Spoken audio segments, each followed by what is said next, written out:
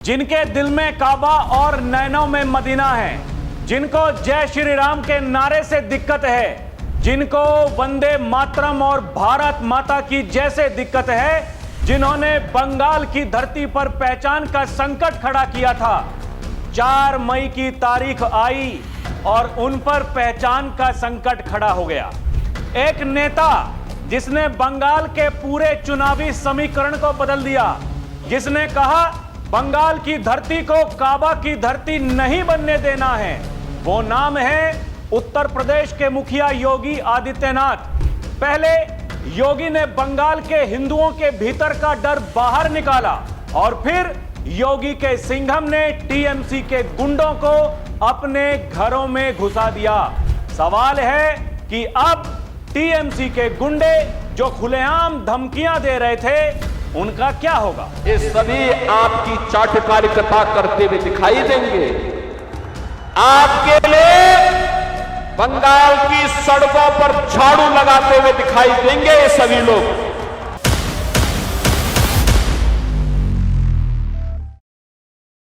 दर्शकों नमस्कार, DNP India देख रहे हैं आप, साथ हूं मैं आपके राहुल चौधरी। दर्शकों, अपनी कुर्सी की पेटियां आप बांध लीजिए, क्योंकि आने वाले दिनों में बड़े बड़े तूफान आने वाले हैं। तूफान ऐसे आएंगे जो आपको केवल बंगाल की धरती पर नहीं बल्कि पूरे देश में दिखाई देंगे, क्योंकि बंगाल की पावन धरा जिसको घुसपैठियों की धरती बना दिया गया था, बंगाल की वो पावन धरा जिन्होंने दर्शकों कितने महापुरुषों को जन्मा, आप समझिए उस बंगाल को इन्होंने किस हालत में पहुंचा दिया था। उत्तर प्रदेश के मुख्यमंत्री योगी आदित्यनाथ जब बंगाल पहुंचे दर्शकों, वो पहले दिन से लेकर के आखिरी उनकी जो चुनावी सभा थी, योगी आदित्यनाथ ने क्या क्या कहा। योगी आदित्यनाथ ने बंगाल के जो सनातनी हैं उनके दिमाग में, उनके दिलों में एक मैसेज दे दिया, ये उनको बता दिया कि आपके साथ में हम खड़े हैं। दर्शकों, आप याद कीजिए 2024 का लोकसभा चुनाव वो योगी आदित्यनाथ का चुनाव नहीं था, लेकिन क्योंकि उत्तर प्रदेश में बीजेपी को नुकसान हुआ था, वो जो पहली एनडीए की बैठक थी जिसमें प्रधानमंत्री नरेंद्र मोदी को अपना नेता चुना था वहां के सांसदों ने, तो उसमें जितने भी एनडीए के बीजेपी के मुख्यमंत्री हैं सबको बुलाया गया था। दर्शकों, मुख्यमंत्री योगी आदित्यनाथ का उस दिन का आप चेहरा याद कीजिए, जब देश के प्रधानमंत्री 2024 के लोकसभा चुनाव के बाद में देश की जनता को संबोधित कर रहे थे, उनका वो चेहरा याद करिए। उस दिन ऐसा लग रहा था भारतीय जनता पार्टी वो जीत कर भी हार गई, और उसके बाद में भारतीय जनता पार्टी के कार्यकर्ताओं में, भारतीय जनता पार्टी के जितने भी बड़े बड़े पदाधिकारी हैं दर्शकों, उनमें जोश भरा किसने? उत्तर प्रदेश के मुखिया योगी आदित्यनाथ ने, जब उन्होंने कहा बटोगे तो कटोगे। दर्शकों, वो 3 शब्दों का एक नारा उसने भारतीय जनता पार्टी के कार्यकर्ताओं में एक नया जोश भर दिया। दर्शकों, उसके बाद में आप देखिए ना, महाराष्ट्र, हरियाणा, दिल्ली और बंगाल, दर्शकों बंगाल को लोग कह रहे थे कभी नहीं जीत पाएंगे। ठीक ऐसे ही दिल्ली के बारे में कहा जाता था कभी नहीं जीत पाएंगे। लेकिन जब योगी आदित्यनाथ ने कहा दर्शकों, पहले ही दिन बंगाल की धरती पर जाकर के, जब उन्होंने कहा बंगाल में ये लोग कहते हैं कि उर्दू भाषा बोली जाएगी, उन्होंने कहा जिनको उर्दू बोलनी है तो वहां चले जाएं जहां उर्दू बोली जाती है। बंगाल की पावन धरा जिसके लिए जानी जाती है, यही भाषा यहां पर चलेगी, यह कठमुल्लापन यहां पर नहीं चलेगा। दर्शकों, आपको याद होगा उत्तर प्रदेश के मुख्यमंत्री योगी आदित्यनाथ ही वो नेता थे जिन्होंने कहा बंगाल की धरती को काबा की धरती नहीं बनने देना है, क्योंकि टीएमसी की एक सांसद वो चंद सुर्खियां बटोरने के लिए, चंद व्यूज पाने के लिए, तुष्टीकरण की राजनीति करने के लिए वो माइक में जगह जगह जाकर के, क्योंकि दर्शकों देखिए ये जो वामपंथी हैं इनको जब कोई गाना होता है तो ये ढपली के साथ में, पता नहीं कहां से ढपली लेकर के आते हैं, ढपली पीटते हैं, गाना गाते हैं। को ढपली तो मिली नहीं, तो माइक उसी की ढपली बना दी दर्शकों। माइक में ऐसे बजा बजा करके ये काबा और मदीना, वहां दिल में और नैनों में पता नहीं क्या क्या कह रही थी दर्शकों। बाबा गए, बाबा ने कहा बंगाल की धरती काबा मदीना की धरती नहीं है। उन्होंने कहा यह मां काली की धरती है। उन्होंने कहा यह दुर्गा माता की धरती है। उन्होंने कहा बंगाल की वो धरती है जिसने वंदे मातरम का उद्घोष किया था। ऐसे ऐसे नेता दर्शकों, ऐसे ऐसे महापुरुष बंगाल से हुए, लेकिन वहां जय बोंगला का नारा चल रहा दर्शकों, जय बोंगला। लेकिन अभी देखिए शुभेंदु अधिकारी जो भारतीय जनता पार्टी के बंगाल के सबसे बड़े नेता हैं दर्शकों, उनका बयान आया। उन्होंने कहा आज हिंदुत्व की जीत हुई है। इन्होंने हिंदुओं को डरा के रखा था, लेकिन हिंदू जाग गया तो ममता दीदी का सिंहासन डोल गया दर्शकों। जनता जनार्दन ने उनको कुर्सी से उतार दिया। इसीलिए कहते हैं ये देश में दर्शकों, अभी देखिए आपको आज मैं बताने वाला हूं, ये जिसने सनातन का विरोध किया है उसकी क्या दुर्गति हुई है दर्शकों, सिलसिलेवार मैं आपको बताऊंगा। लेकिन पहले आप ये जानिए कि उत्तर प्रदेश के मुख्यमंत्री योगी आदित्यनाथ ने क्या क्या कहा। वहां के हिंदुओं में जो एक आस जगी, लोग अपने घरों से निकले, रिकॉर्ड तोड़ मतदान किया और ममता दीदी को बता दिया, ममता दीदी खेला होबे नहीं, खेला शेष। दर्शकों, योगी ने कहा जो हमने उत्तर प्रदेश में किया हम बंगाल में भी वही करेंगे। जैसे उत्तर प्रदेश में हम गाय माता को कटने नहीं देते, हिंदुओं को बंटने नहीं देते, ठीक वैसे ही बंगाल में भी गाय माता को कटने नहीं देंगे, हिंदुओं को बंटने नहीं देंगे दर्शकों। और योगी आदित्यनाथ ने कहा जिस तरह से हमने उत्तर प्रदेश में माफियाओं को मिट्टी में मिला दिया और जो गुंडे बदमाश अपने आप को माफिया बनाने के लिए सड़कों पर निकले थे, उनकी हड्डी पसली सब चूरम चूर हो गई। जिस तरीके से बुलडोजर वो एक्सप्रेसवे बनाता है, हाईवे बनाता है, ऐसे ही उन माफियाओं की छाती पर हमने बुलडोजर चला दिया और उनकी जो हड्डी पसली हैं उनको भी मिट्टी में मिला दिया दर्शकों। ये योगी आदित्यनाथ के शब्द हैं जो उन्होंने बंगाल की धरती पर जाकर के कहा। दर्शकों, सबसे महत्वपूर्ण बात जिसके लिए योगी आदित्यनाथ का बहुत विरोध भी किया गया, कहा कि देखिए योगी जी यहां पर आकर के ये कैसे बोल सकते हैं। योगी ने कहा कोई मौलाना क्या बकता है, किसी से डरने की जरूरत नहीं, ये कुछ दिनों के बाद में आपकी चाटुकारिता करते हुए दिखाई देंगे, आपके लिए सड़कों पर झाड़ू लगाते हुए दिखाई देंगे। दर्शकों, ये देखिए ये 2 दिन की सभाएं योगी आदित्यनाथ की।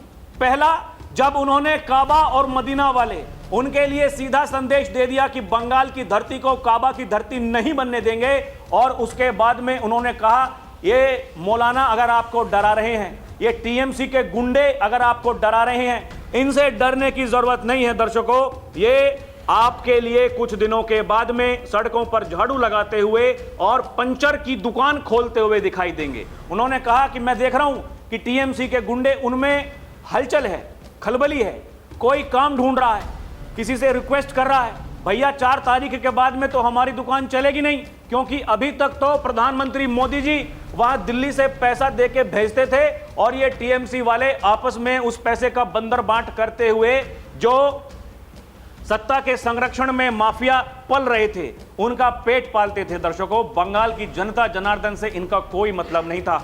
ये उत्तर प्रदेश के मुख्यमंत्री योगी आदित्यनाथ के शब्द हैं दर्शकों, जो उन्होंने बंगाल में जाकर के कहे। उन्होंने कहा ये सैंड माफिया, ये लैंड माफिया, ये कैटल माफिया, ये कटमनी वाले माफिया, जितने भी माफिया हैं उन सब माफियाओं का खत्म हो जाएगा। और ये हो सकता है, इच्छा शक्ति जब होती है तो काम हो जाता है, जैसे हमने उत्तर प्रदेश में कर दिया, क्योंकि ऐसे ही हालात तो उत्तर प्रदेश के भी थे 2017 से पहले, लेकिन हमारे प्रधानमंत्री मोदी जी ने मुझे जिम्मेदारी दी, मैंने करके दिखा दिया। ठीक वैसे ही दर्शकों, जब शुभेंदु अधिकारी वो योगी आदित्यनाथ के साथ में मंच साझा कर रहे थे, शुभेंदु अधिकारी एकदम दंडवत प्रणाम होते हुए दर्शकों नतमस्तक हो गए, उनका आशीर्वाद लिया और योगी जी ने ऐसे हाथ उठा करके उनका जैसे वो विक्ट्री वाला साइन बनाते हैं ऐसे साइन बनाया। दर्शकों, वो एक महत्वपूर्ण उस दिन वाली घटना ये चुनाव में उसको बताया जा रहा है सबसे महत्वपूर्ण। दर्शकों, सोशल मीडिया पर इस समय बज़ योगी आदित्यनाथ का इतना बज़ है, लोग ये कह रहे हैं कि महाराज जी ने देखिए ये क्या कर दिया। महाराज जी ने भारतीय जनता पार्टी के लिए वहां ऐसा माहौल बना दिया। दर्शकों, ऐसा नहीं है कि बीजेपी के जो बड़े नेता हैं उन्होंने चुनाव प्रचार नहीं किया। नहीं, देश के गृह मंत्री अमित शाह, अगर ये कहा जाए कि बंगाल का चुनाव जीतने में सबसे ज्यादा महत्वपूर्ण भूमिका किसने निभाई, वो देश के गृह मंत्री अमित शाह ने।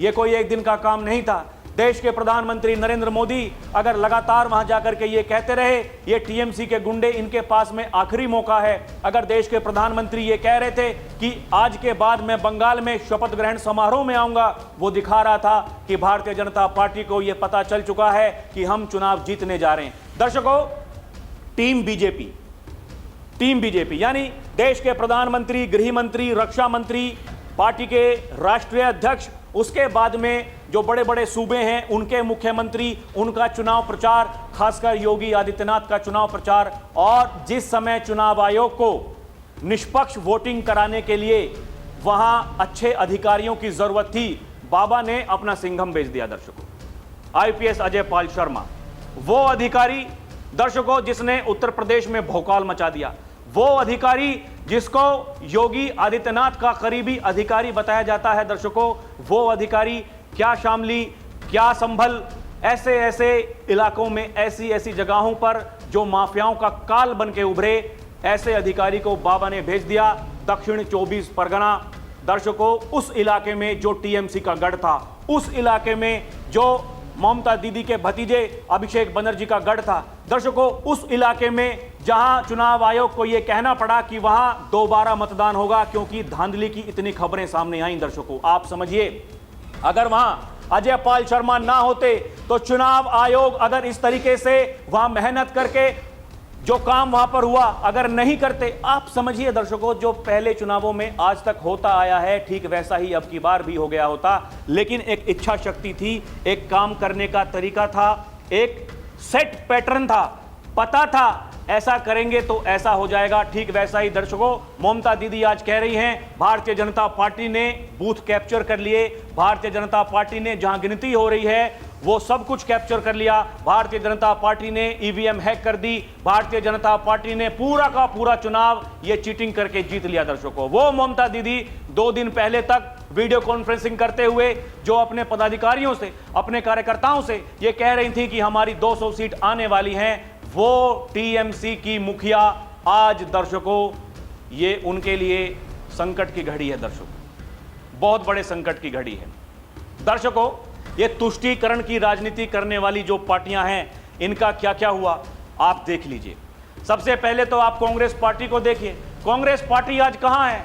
3 राज्यों में उनकी सरकार बची है, कब तक बची रहेगी कोई ठिकाना नहीं। हिमाचल आप देखिए, कर्नाटका आप देखिए, वहां बताया जा रहा है कि जो सैलरी देने के लिए पैसा है उनके पास में वो भी नहीं है। दर्शकों, आप समझिए, ये वो लोग हैं उस पार्टी के अध्यक्ष जो ये कहते हैं कि देश का जो प्रधानमंत्री है वो आतंकवादी है। ये वो लोग हैं जो कहते हैं गंगा जी में डुबकी लगाने से बेरोजगारी दूर नहीं होती।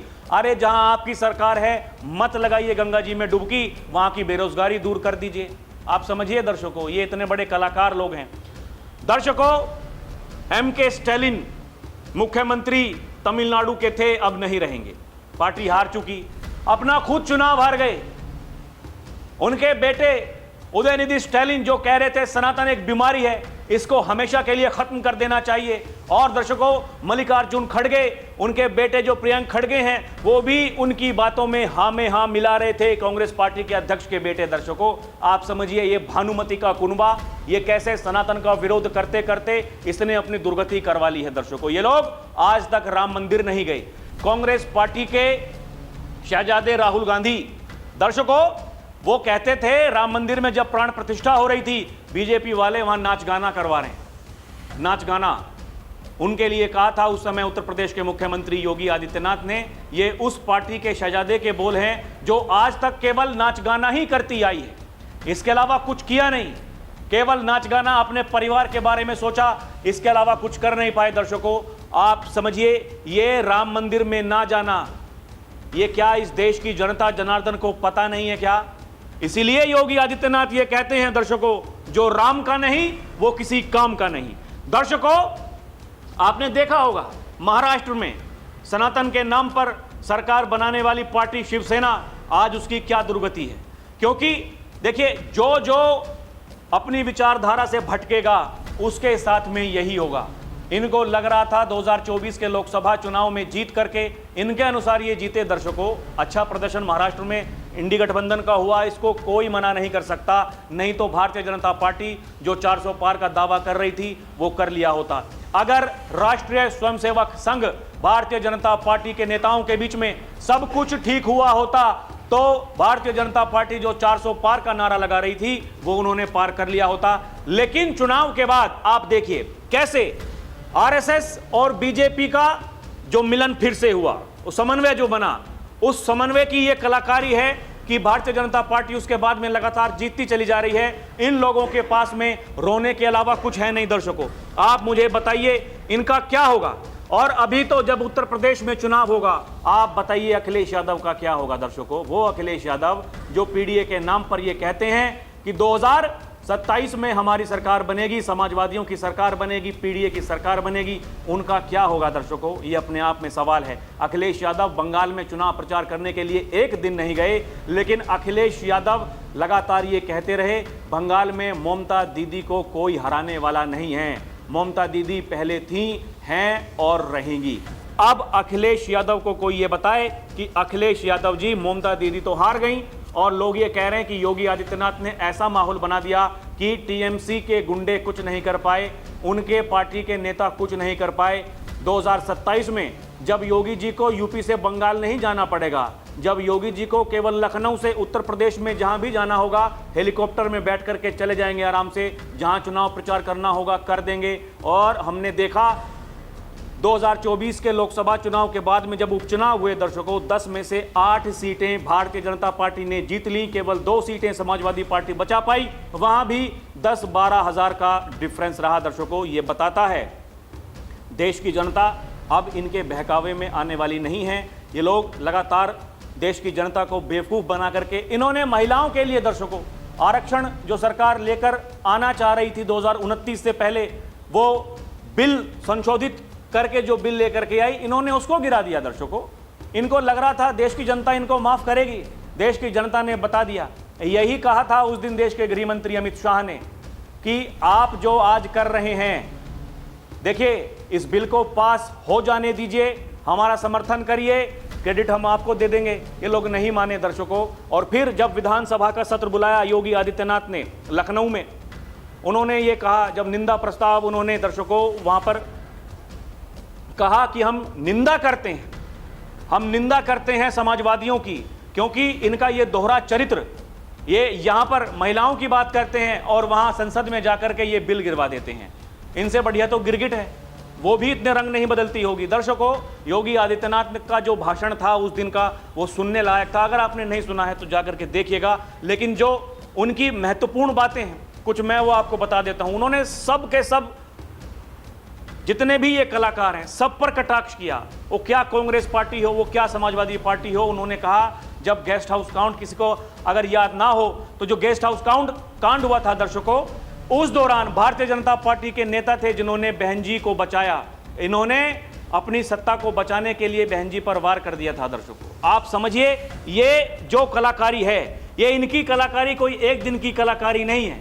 दर्शकों, योगी के सिंघम अजय पाल शर्मा, उनका भी एक महत्वपूर्ण रोल रहा। दर्शकों, जिस तरीके से उन्होंने ईमानदारी से काम किया, और टीएमसी के गुंडे जो दर्शकों लगातार उनको धमकी दे रहे थे, उनकी पार्टी के नेता जितने भी उनके जो प्रवक्ता हैं, वो रिजू दत्ता जैसे प्रवक्ता दर्शकों कह रहे थे घसीट करके लेकर के आएंगे 4 तारीख के बाद में। आप बताइए क्या करेंगे, उनका क्या होगा। इनके ऊपर जो उत्तर प्रदेश में एफआईआर हुई हैं उनका क्या होगा, ये बचेंगे नहीं। दर्शकों, और जैसे मौलाना को लेकर के आए थे, ठीक वही हाल होने वाला है। लोग ये सोशल मीडिया पर लिख रहे हैं। दर्शकों, योगी आदित्यनाथ ने ट्वीट किया है, बधाई दी है, क्या कहा है सुनिए। आदरणीय प्रधानमंत्री नरेंद्र मोदी जी के यशस्वी नेतृत्व, लोक कल्याणकारी नीतियों पर देशवासियों का अटूट विश्वास है। आज जो विधानसभा चुनाव के ऐतिहासिक परिणामों के रूप में हम लोग विजयी हुए हैं, पश्चिम बंगाल में पहली बार, असम में लगातार तीसरी बार, पुडुचेरी में दूसरी बार भाजपा एनडीए गठबंधन की सरकार बनना, इसकी अगाध विश्वास का सुफल है। जन जन का ये अभूतपूर्व जनादेश प्रधानमंत्री जी के नए भारत, विकसित भारत के विराट संकल्प की सिद्धि को एक नई गति प्रदान करेगा। उन्होंने सभी को बधाई दी। दर्शकों, सारे जितने भी उनके कार्यकर्ता हैं सभी को बधाई दी। दर्शकों, केशव प्रसाद मौर्य, देखिए वो क्या कह रहे हैं, ये अपने आप में बड़ी बात है। मैं जब टीम बीजेपी की बात कर रहा हूं, उसमें चाहे देश के प्रधानमंत्री हों, उसमें चाहे देश के गृह मंत्री हों, उसमें चाहे मुख्यमंत्री योगी आदित्यनाथ हों, उसमें चाहे केशव प्रसाद मौर्य उप मुख्यमंत्री हों। दर्शकों, वो कह रहे हैं सपा बहादुर अखिलेश यादव को अब जनता सुनने को तैयार नहीं है। उनके तमिलनाडु वाले भैया श्री एमके स्टैलिन, बंगाल की दीदी ममता बनर्जी को भी जनता ने हाशिए पर धकेल दिया है। उनके भैया राहुल गांधी का हाल पहले से सब देख चुके हैं। हाल ही में बिहार में तेजस्वी यादव भी चारों खाने चित हो चुके हैं। अब सपा बहादुर को 2027 में उत्तर प्रदेश में सत्ता के सपने देखना छोड़ देना चाहिए। सच यही है, यशस्वी प्रधानमंत्री नरेंद्र मोदी जी के करिश्माई नेतृत्व में सपा बहादुर के हिस्से अब केवल अंतहीन इंतजार ही लिखा है। दर्शकों, आपको क्या लगता है, क्या उत्तर प्रदेश की जनता अब इनसे सवाल नहीं पूछेगी? ये वही लोग हैं, जैसा कि मैंने आपको बताया, रामलला जब से पधारे हैं अयोध्या में, दर्शकों, ये नहीं गए उनके दर्शन करने के लिए, नहीं गए। और योगी आदित्यनाथ एक बार नहीं अनेकों बार ये कह चुके हैं, आज दर्शकों जो राम का नहीं हो सका वो किसी का नहीं हो सकता। इनको समझना पड़ेगा, इनको समझ नहीं आ रहा। ये लोग सोचते थे, दर्शकों देखिए, बंगाल एक और ऐसा राज्य है जहां मुस्लिम वोट बैंक का वीटो जहां चलता था, लोगों ने वो जो तुष्टीकरण की राजनीति का सपना देखने वाले, वो लगातार उसी पर राजनीति करने वाले, वो घमंड जो करते थे, हमारे पास में तो वीटो है, हमें कौन हरा सकता है, लोगों ने घमंड चकनाचूर कर दिया। दर्शकों, पहले उत्तर प्रदेश के बारे में भी लोग यही कहते थे, मुस्लिम वोटर हमारा है, हमें कोई हरा नहीं सकता, हिंदुओं को आपस में बांट दो और मुस्लिम वोट है वो आपको मिल जाएगा, आप सरकार बना लेंगे, आप सत्ता में आ जाएंगे। ठीक वैसा ही दर्शकों असम के बारे में भी कहा जाता था। असम में दर्शकों भारतीय जनता पार्टी ने जो कुछ किया है आपको पता चल चुका है, और अब बंगाल में भी हो गया, वहां भी यही तुष्टीकरण की राजनीति हावी थी। अब आप देखिए 2014 के बाद में जब से नरेंद्र मोदी देश के प्रधानमंत्री बने हैं, भारतीय जनता पार्टी ने जो उनके लिए एक सपना लगता था, दर्शकों एक सपना कि भैया वहां तो कभी जीत ही नहीं पाएंगे, ये जो भारतीय जनता पार्टी का विस्तार हो रहा है, अब दक्षिण में भी आगे बढ़ गए हैं। तमिलनाडु में दर्शकों जो सुपरस्टार हैं विजय, उनकी पार्टी टीवी के, उसके साथ में संभावनाएं हैं कि एनडीए मिलकर के सरकार बना लेगा। राहुल गांधी का क्या होगा, अखिलेश यादव का क्या होगा, दर्शकों योगी के सिंघम के बारे में इन्होंने क्या कुछ नहीं भ्रम फैलाया, लगातार ये जो कटाक्ष करते रहे उनके ऊपर। ये ईमानदार अधिकारियों से इन्हें इतनी ही दिक्कत है, जो अपनी सच्ची निष्ठा से जो काम करते हैं, इनको जो भी काम करेगा उससे दिक्कत होगी। दर्शकों, जो भी काम करेगा दिक्कत होगी। इनकी भाषा शैली देखिए, इनके जो प्रवक्ता हैं टीवी पर आते हैं, उनके बोलने का तरीका देखिए, सब के सब केवल लड़ने के लिए, इनको केवल लड़ना है। लड़ने के अलावा ये देश के प्रदेश के विकास के बारे में नहीं सोच सकते। बाकी आपको क्या लगता है हमें कमेंट करके बताएं। अभी के लिए इतना ही। देखते रहें डीएनपी इंडिया, हर खबर भरोसे के साथ। नमस्कार, जय हिंद, जय भारत।